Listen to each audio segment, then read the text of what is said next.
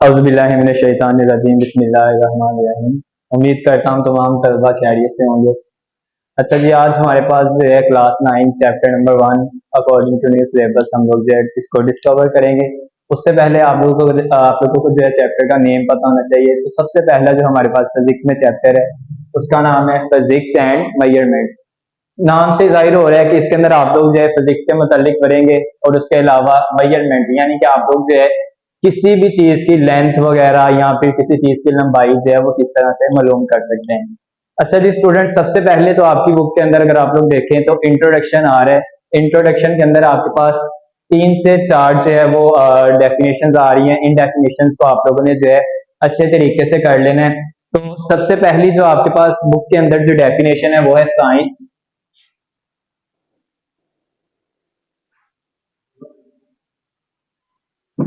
अच्छा जी, इसमें देखें जरा, अभी मैं आप लोगों को प्रॉपर डेफिनेशन नहीं बता रहा, जस्ट इसमें ये बताऊंगा कि साइंस जो है वो किस जुबान से निकला है और कौन से लफ्ज से निकला है। तो साइंस आपके पास जो है यहाँ पे मैं शो कर रहा हूँ। Science is derived from Latin word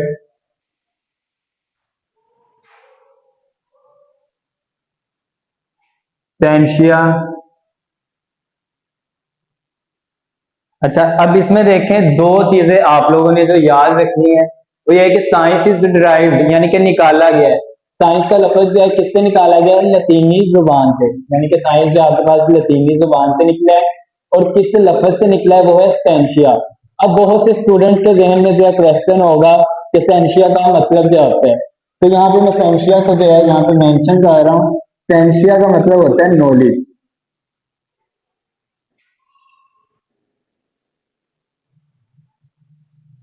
अब स्टूडेंट्स आपके जहन में क्वेश्चन होगा नॉलेज क्या होता है। तो नॉलेज उस चीज को कहते हैं जो आप लोग जो है हासिल कर रहे हैं।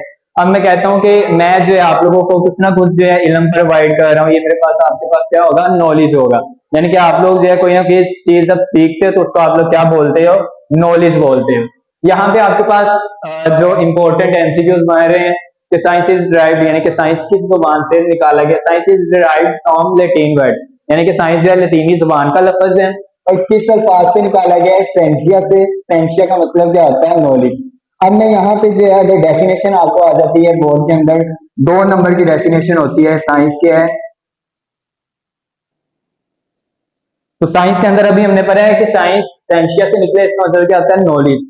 अब नॉलेज कौन सा होगा? यहाँ पे मैं लिख रहा हूं the knowledge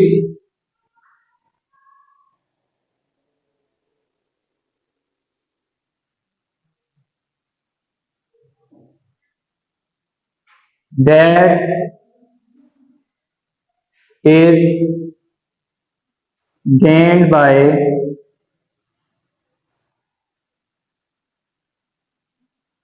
both the observation। अच्छा, यहाँ पे जो इंपॉर्टेंट वर्ड है उनको मैं दूसरे मार्कर से शो कर रहा हूँ। Observation and experiment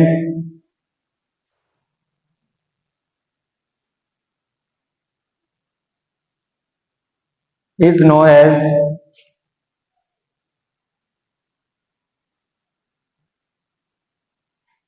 science. अच्छा जी, अब यहाँ पे मैं आप लोगों को डेफिनेशन बताता चलूं कि साइंस है क्या। अभी हमने पढ़ा सेंशिया से निकला नॉलेज। अब वो कौन सा नॉलेज है? The knowledge that gained. Gained कहते हैं हासिल करना।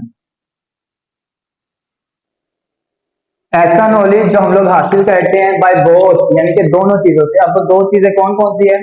सबसे पहली है जी ऑब्जर्वेशन और दूसरी है एक्सपेरिमेंट। यानी कि आपका नॉलेज जो हम लोग ऑब्जर्वेशन और एक्सपेरिमेंट से गेन करते हैं, हासिल करते हैं, वो क्या कहलाता है आपके पास?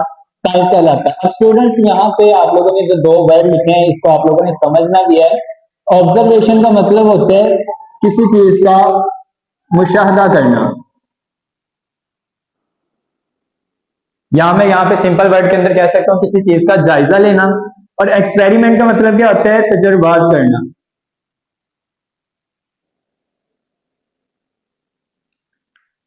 अब यहाँ पे मैं कहता हूँ जी मेरे पास ये डस्टर है। अब जैसे ही मैंने फॉर एग्जाम्पल मैं कहता हूँ मैंने पहली मर्तबा डस्टर देखा है। अब इस डस्टर को देखते हुए मेरे जहन में क्वेश्चन आएंगे, इस डस्टर को किसने बनाया है। यानी कि मैं इसको ऑब्जर्व कर रहा हूँ, इसका मुशाहदा कर रहा हूँ कि इस डस्टर को किसने बनाया होगा, किस इंसान ने बनाया होगा, या इस डस्टर के अंदर कौन कौन सी चीजें मौजूद है।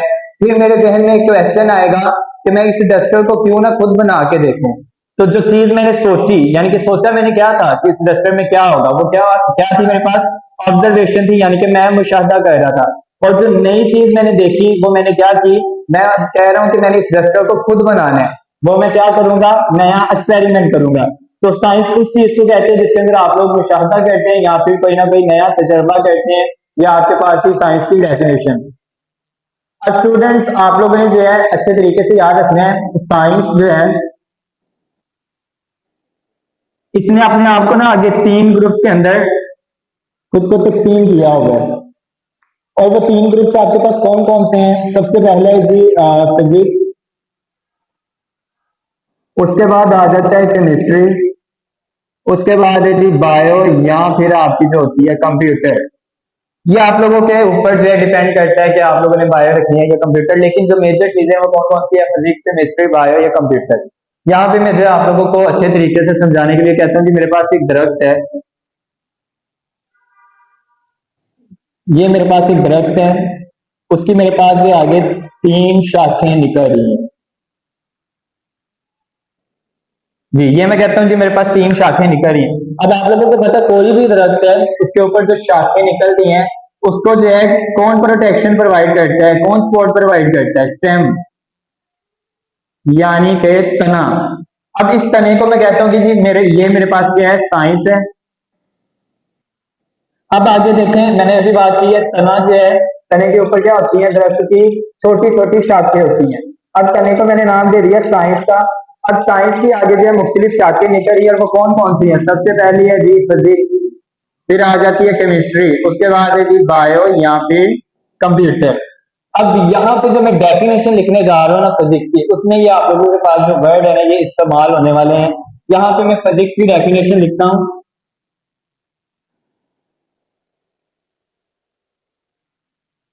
अब यहाँ पे देखिए मैंने भी क्या बोला था, फिजिक्स, केमिस्ट्री, बायो ये किसकी ब्रांच है, किसकी शाखें हैं? साइंस की। तो यहाँ पे जो सबसे पहली मैं लाइन लिखूंगा, इट इज ए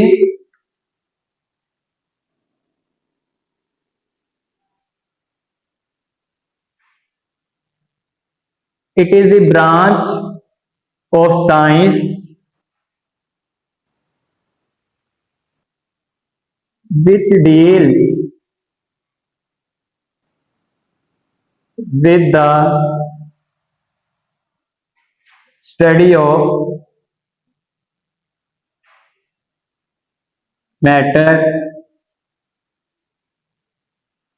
उसके बाद है जी energy and their interaction between them. अब मैं यहाँ पे आप लोगों को डेफिनेशन समझाता हूँ। फिजिक्स क्या है? इट इज ए ब्रांच, ये एक शाख है, यानी कि ये क्या है, एक शाख है आपके पास। It is the branch of science, ये साइंस की क्या थी, एक शाख थी, यानी कि ये साइंस की क्या थी, एक शाख थी। विच deals with the study of matter, जिसके अंदर आप लोग मैटर के बारे में स्टडी करते हो। ये दो वर्ड याद रखिए, मैटर और दूसरा जो वर्ड है आपके पास energy. Which deals with the study of matter energy, यानी कि जिसके अंदर आप लोग मैटर और एनर्जी की स्टडी करते हो, and their interaction between them, और इनका जो आपस में ताल्लुक है उसके बारे में आप लोग स्टडी करते हो। यानी कि सिंपल वर्ड के अंदर ये साइंस की एक ऐसी शाख है जिसके अंदर आप लोग मैटर एनर्जी का जो है जो रिलेशनशिप है उसके बारे में स्टडी करते हो। अब आपके जहन में क्वेश्चन आ रहा होगा कि मैटर क्या होता है और एनर्जी क्या होती है, तो ये इंपॉर्टेंट आपके पास जो है बोर्ड के अंदर शॉर्ट क्वेश्चन बन सकते हैं। What is matter, what is matter. अच्छा, मैटर को समझाने से पहले मैं आपको एक एग्जांपल देता हूं। मैटर उस चीज को कहते हैं जिसका कुछ ना कुछ वजन भी हो और जगह भी घेरती हो। जैसे अब मैं कहता हूं जी मैं खुद बताते खुद एक इंसान हूं, मेरा कुछ ना कुछ वजन भी है, और जहां पे मैं कर रहा हूँ उस चीज को मैंने क्या किया हुआ है, कवर किया हुआ है। ये मेरे पास क्या है, मैटर है। यानी कि हर वो चीज जिसका वजन भी हो और वो जगह भी घेरती हो, ये आपके पास क्या कहलाती है, मैटर। यहाँ पे मैं डेफिनेशन नोट करता हूँ।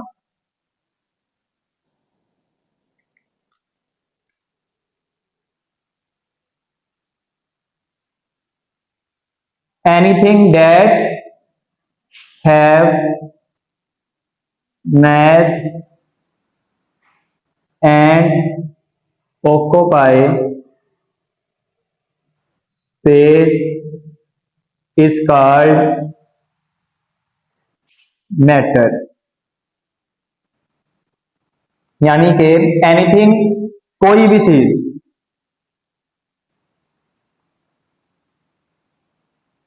एनीथिंग दैट है मैस, कोई भी चीज जिसका कुछ ना कुछ वजन भी हो, एंड ऑक्यूपाई स्पेस, और वो जगह भी घेरती हो।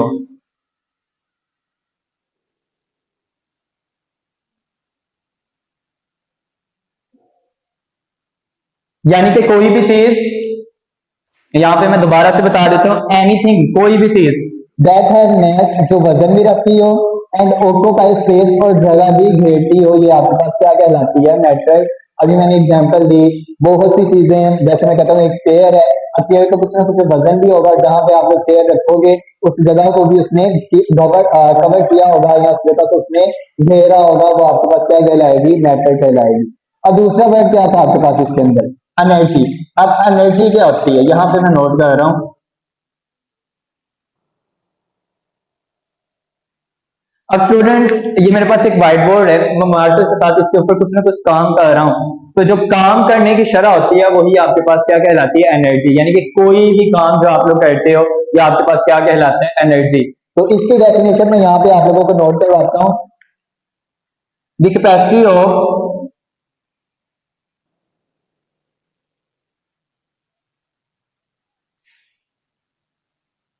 To do work is known as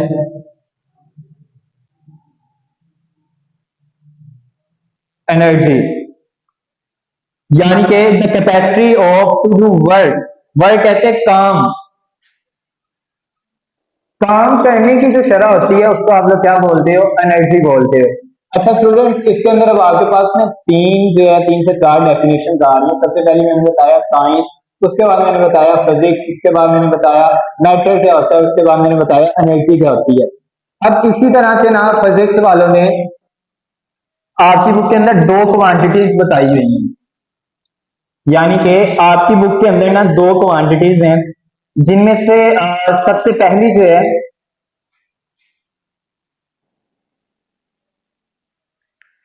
सबसे पहली क्वांटिटी का मैं यहां पे नाम लिख रहा हूं, वो है फिजिकल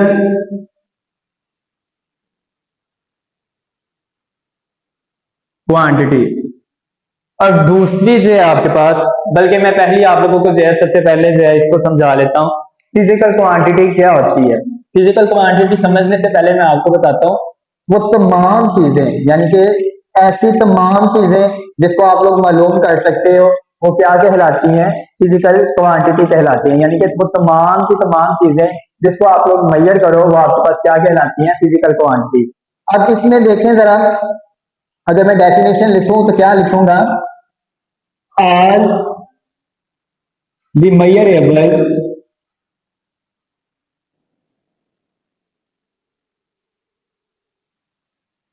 quantities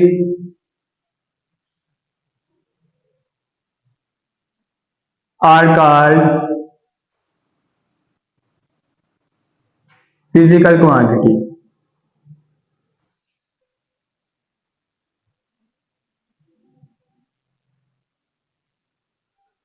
मेजरेबल कहते हैं जिस चीज को आप लोग मालूम कर सकते हो। आल यानी कि तमाम, आल दी मेजरेबल क्वांटिटी, ऐसी तमाम क्वांटिटी जिसको आप लोग मेजर कर सकते हो, मालूम कर सकते हो, वो क्या कहलाती है, फिजिकल क्वांटिटी। अब स्टूडेंट्स, आप लोगों ने ना एक चीज याद रखनी है कि फिजिकल क्वांटिटी के अंदर आपके पास दो चीजें होती हैं। सबसे पहली है जी मैग्नीट्यूड, और साथ में इसका यूनिट।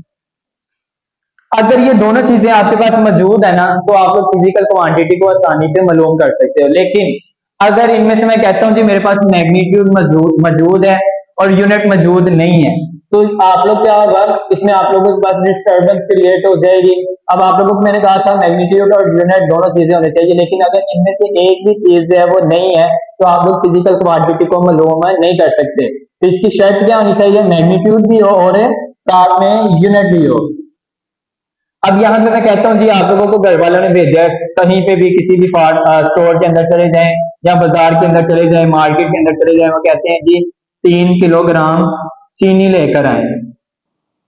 अब इसके अंदर आप लोग सोच रहे होंगे मैग्नीट्यूड क्या है और यूनिट क्या है। इसके अंदर स्टूडेंट्स आपके पास जो 3 है ये मैग्नीट्यूड और किलोग्राम जो है ये आपके पास है यूनिट। अब आप लोग मार्केट के अंदर जाते हैं जी, मैं कहता हूँ आप लोग जो है 3 को यहाँ पे रिमूव कर दें, यानी कि मैग्नीट्यूड को आप लोगों ने क्या कर दिया है, खत्म कर दिया है, खाली क्या बच गए, यूनिट। अब जब हम मार्केट के अंदर जाएंगे उससे जब बोलेंगे किलोग्राम चीनी दे दें, तो आपसे सबसे पहले पूछेगा कि कितने किलोग्राम चाहिए, 1 किलोग्राम, 2 किलोग्राम, 3 किलोग्राम। फिर आप लोग उसको बताओगे भाई मुझे 3 किलोग्राम चीनी चाहिए, यानी कि आपने उसको क्या बताया था, यूनिट। लेकिन उसने क्या बोला, उसने बोला कि नहीं मुझे मैग्नीट्यूड बताओ, उसकी एग्जैक्ट जो है वो तादाद बताओ कितनी चाहिए। फिर आपने उसे बताया 3, यानी कि आपने उसको मैग्नीट्यूड बताया और यूनिट पहले से आपने उसे बता दिए थे। अब मैं यहाँ पे कहता हूँ जी मेरे पास जो है किलोग्राम को मैं रिमूव कर रहा हूँ, यानी कि अब मेरे पास मैग्नीट्यूड मौजूद है और यूनिट मौजूद नहीं है। अब आप जाके उसे कहते हो जी मुझे 3 चीनी दे दें, अब वो कहेगा भाई ये पागल है। कोई आपसे पूछेगा क्या आपको कितनी चीनी चाहिए, 3 ग्राम चाहिए, 3 किलोग्राम चाहिए, यानी कि वो आपसे क्या पूछेगा, यूनिट पूछेगा। फिर आप लोग उसको यूनिट बताओगे। अब इसमें स्टूडेंट्स ये चीज आप लोगों ने अच्छे तरीके से याद रखनी है हमेशा के लिए कि मैग्नीट्यूड और यूनिट होगा तो आप लोगों के पास जो है फिजिकल क्वांटिटी निकलेगी। अब फिजिकल क्वांटिटी की यहाँ पे जो है कुछ एग्जांपल मैं बता देता हूँ।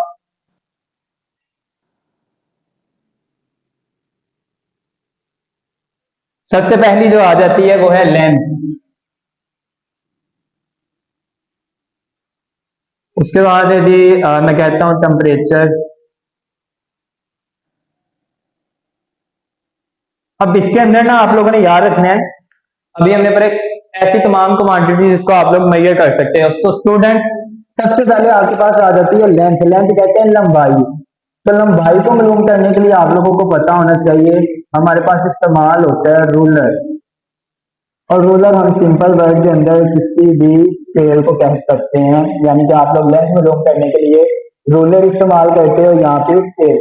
अब दूसरी चीज आ जाती है जी टेम्परेचर। टेम्परेचर का तो सबको ही पता होगा, कहीं भी आप लोग किसी भी डॉक्टर के पास अपना टेम्परेचर चेक करवाने जाते हो, तो उसके लिए वो आप लोगों को जो चीज देगा, जो इंस्ट्रूमेंट देगा, जो आलात देगा, उनमें से जो आला होगा वो है थर्मोमीटर।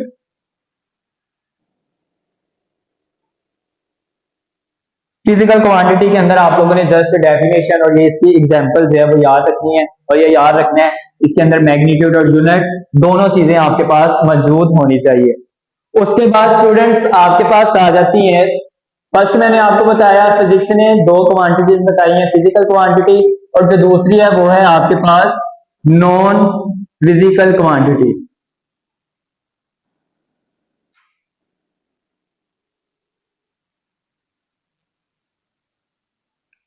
स्टूडेंट्स ऊपर वाली डेफिनेशन से आपको आइडिया हो गया होगा कि ऐसी तमाम क्वांटिटीज जिसको आप लोग मेजर कर सकते हैं वो क्या थी, फिजिकल क्वांटिटी। अब नॉन का मतलब होता है जिसके अंदर कोई चीज मौजूद ना हो, यानी कि सिंपल वर्ड के अंदर मैं कहता हूं ऐसी तमाम क्वांटिटीज जिसको आप लोग मेजर नहीं कर सकते वो आपके पास क्या कहलाएंगी, नॉन फिजिकल क्वांटिटी। तो यहाँ पे मैं डेफिनेशन लिखने जा रहा हूं,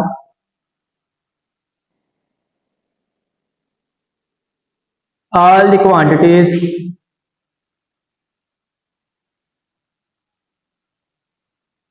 which cannot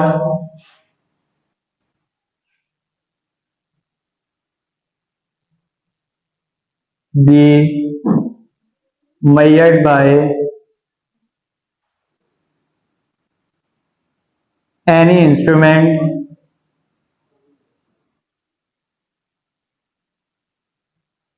are called non-physical quantity,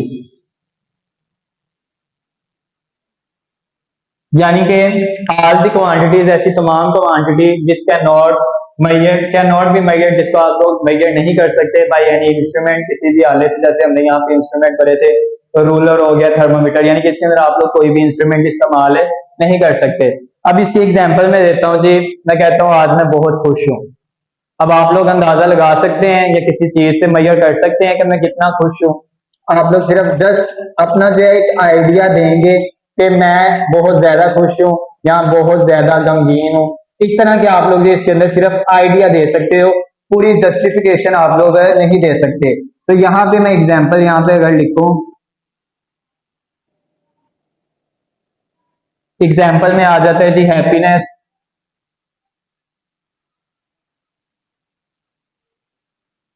उसके बाद आपके पास जो चीज आ जाती है वो है फेयर, यानी कि खौफ, गुस्सा, ये आपके पास जो इसके अंदर आ जाए, खौफ या फिर गुस्सा। इसमें भी सिर्फ आप आइडिया लगा सकते हो कि मेरा गुस्सा कितना है, बहुत ज्यादा है या बहुत कम है। हैप्पीनेस में भी आप लोग जो है जस्ट आइडिया ही लगा सकते हो। अब आपकी बुक के अंदर ना जो क्वेश्चन है वो लिखा हुआ है, does non physical quantity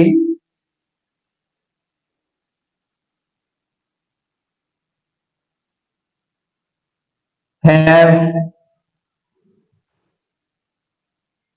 any dimension.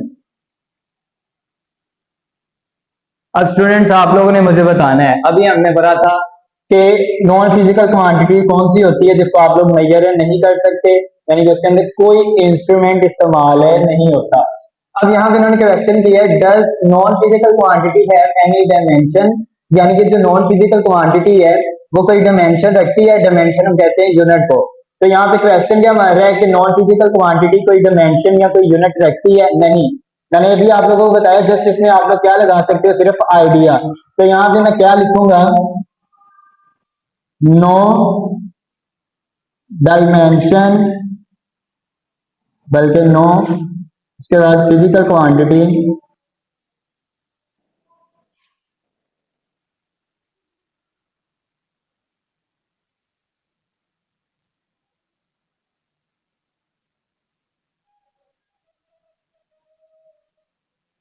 Have, यहाँ पे आप लोगों ने उर्दू मीडियम वालों ने जस्ट सिंपल लिख देना है कि नॉन फिजिकल क्वांटिटी जो है कोई डायमेंशन नहीं रखती, और इंग्लिश मीडियम वाले लिखना है no non physical quantity have no any dimension. Students, उम्मीद करता हूँ ये लेक्चर आप लोगों को जो अच्छे तरीके से जो है वो समझ आ गई होगी। दोबारा से एक मरतबा ओवरव्यू लेते चलें। सबसे पहले हमने पढ़ा साइंस है क्या, ये लतीनी जुबान का लफ्ज है, सेंशिया से निकला है। इसका मतलब क्या होता है, नॉलेज। नॉलेज हर उस चीज को कहते हैं जो आप लोग हासिल करते हो, सीखते हो। उसके बाद आपके पास आ जाता है जी फिजिक्स, ये इंपॉर्टेंट डेफिनेशन है। ये साइंस की एक शाख है जिसके अंदर आप लोग मैटर एनर्जी का जो है रिलेशनशिप उसके बारे में पढ़ते हो। उसके बाद आ जाता है जी मैटर क्या है, एनर्जी क्या है। मैटर हर वो चीज जो वजन भी रखती हो और जगह भी घेरती हो, ये आपके पास क्या कहलाएगी, मैटर। अब मैटर में ना आपने एक चीज याद रखनी है, वो टाइप भी पूछ सकते हैं। मैटर की 3 से 4 टाइप्स हैं, सॉलिड, लिक्विड, गैस, और चौथी होती है प्लाज्मा। वो आप लोग जो है 10th के अंदर जाके पढ़ेंगे। एनर्जी की बात करें, काम करने की शरह, जो भी आप लोग काम कर रहे हो उसके अंदर जो फोर्स लगती है उसको आप लोग क्या बोलते हो, एनर्जी बोलते हो। उसके बाद मैंने कहा कि फिजिक्स वालों ने जो है 2 क्वांटिटीज बताई हैं। सबसे पहली क्या आती, फिजिकल क्वांटिटी, और दूसरी क्या आती, non physical quantity. Physical quantity ऐसी तमाम क्वांटिटी जिसको आप लोग मेजर कर सकते हो। एग्जाम्पल मैंने बताई लेंथ।